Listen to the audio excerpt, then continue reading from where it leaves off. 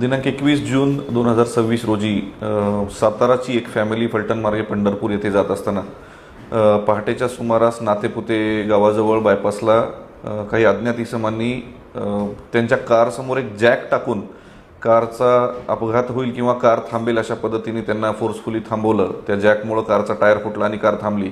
जशी कार थांबली तशी या 4 लोकांनी त्यांच्यावर अटॅक करून संबंधित कुटुंबाच्या म्हणजे त्या कुटुंबातील महिला वगैरे सुद्धा गाडीमध्ये होत्या, त्यांचं सोनं वगैरे चाकू लावून सोनं काढायला लावलं आणि फोर्सफुली ते सोनं आणि मुद्देमाल चोरून घेऊन गेले। या अनुषंगाने नातेपुते पोलीस स्टेशन येथे जबरी चोरीचा गुन्हा या 4 लोकांच्या विरोधात दाखल करण्यात आला होता। यामध्ये प्रामुख्याने स्थानिक गुन्हे शाखा सोलापूर ग्रामीण यांनी तपास करून 2 आरोपी यामध्ये सहभागी असलेले 2 आरोपी तात्काळ पकडलेले आहेत। यांना अटक करण्यात आलेली आहे।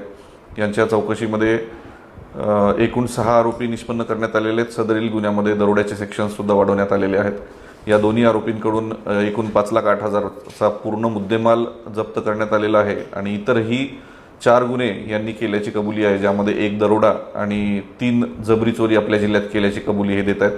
पुढील तपासामध्ये अजूनही आरोपी आणि अजून काही गुन्हे निष्पन्न होण्याची शक्यता आहे। अशा प्रकारच्या घटना टाळण्यासाठी जे वाहन चालवत आहेत, जे प्रवासाला निघाले, त्यांनी काय काळजी घ्यावी?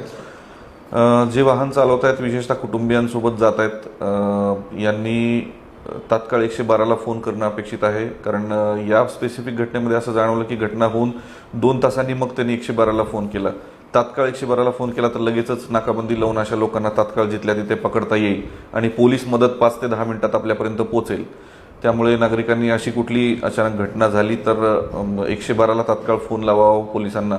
आपल्याला जिथे कुठे भीती वाटत असेल, कुठे संशयित लोक थांबलेले दिसत असतील तर तिथून पोलिसांना संपर्क करावा, जेणेकरून तात्काळ पोलीस मदत आपल्याला घटना होण्या अगोदरच मिळू शकेल, असे आवाहन मी सर्व जनतेला करतो।